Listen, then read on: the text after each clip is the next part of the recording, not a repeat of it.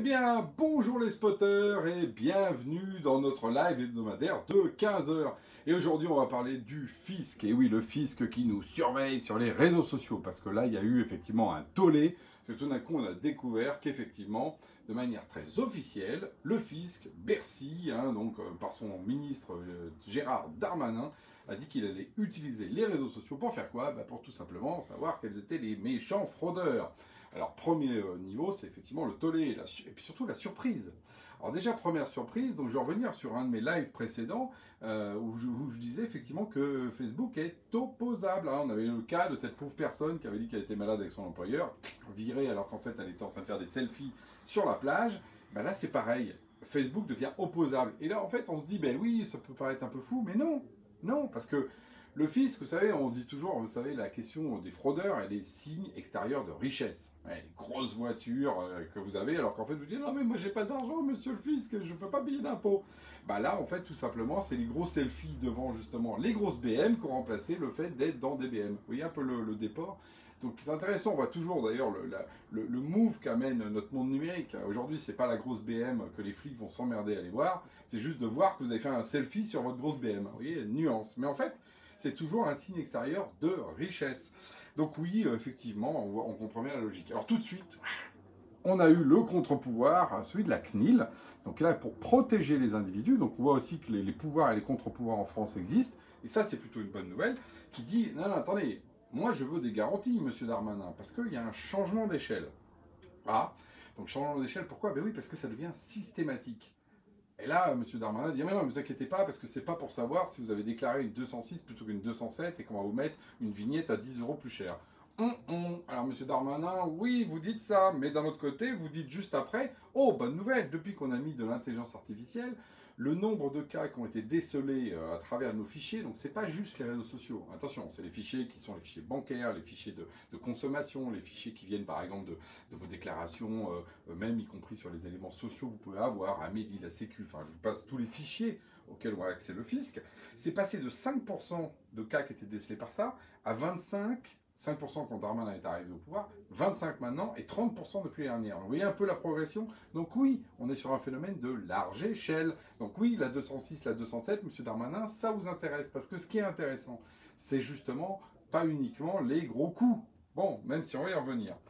Donc la CNIL s'y intéresse et dit attention, vous ne pouvez pas faire n'importe quoi. Et donc en ce moment, il y a tout un débat entre l'article qui a été voté au niveau des députés et d'un autre côté la CNIL qui va mettre en fait des contre-pouvoirs. Par exemple, je n'ai pas trouvé la source, donc j'attends de voir si c'est confirmé, mais par exemple sur lequel les enquêteurs ne pourraient pas prendre plus de 30 jours d'analyse, par exemple, de votre vie, pour pas remonter il y a 5 ans et voir que oui, il y a 5 ans, vous aviez une grosse BM et des gros trucs clinquants.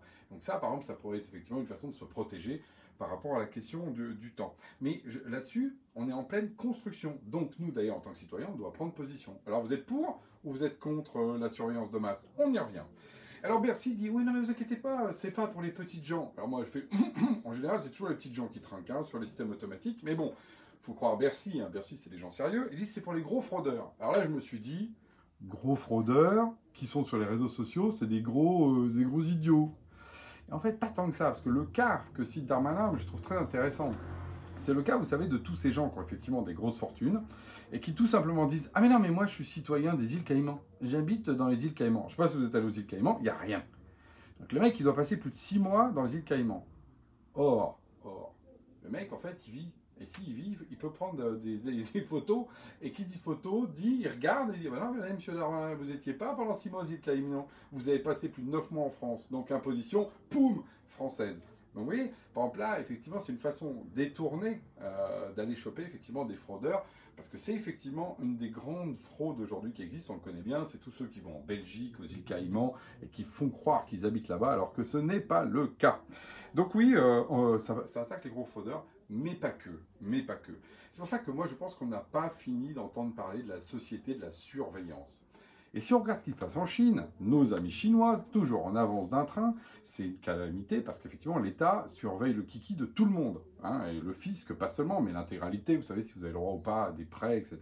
C'est devenu une vraie surveillance de masse. Alors moi, Quand j'entends Darmanin dire « Vous inquiétez pas, dormez braves gens », alors qu'en fait, il est en train de passer de 5% de cas qui viennent de l'intelligence artificielle et du traitement des fichiers à 30% aujourd'hui, je me dis que, à mon avis, il est en train de nous enfumer. Oui, des gros fraudeurs seront chopés, mais enfin, je pense que c'est surtout tous les petits trucs et qu'un jour, on ira voir sur votre table si vous avez bien un objet qui a été déclaré au fisc pour vous faire payer 3,50 € de TVA que vous recevrez d'ailleurs. Non, vous ne recevrez pas, qui sera directement débité sur votre compte parce que c'est comme ça que ça marche aujourd'hui. Je vous rappelle que l'État aujourd'hui prélève vos impôts à la source, donc ils n'ont même plus besoin maintenant d'attendre que vous ayez les voir.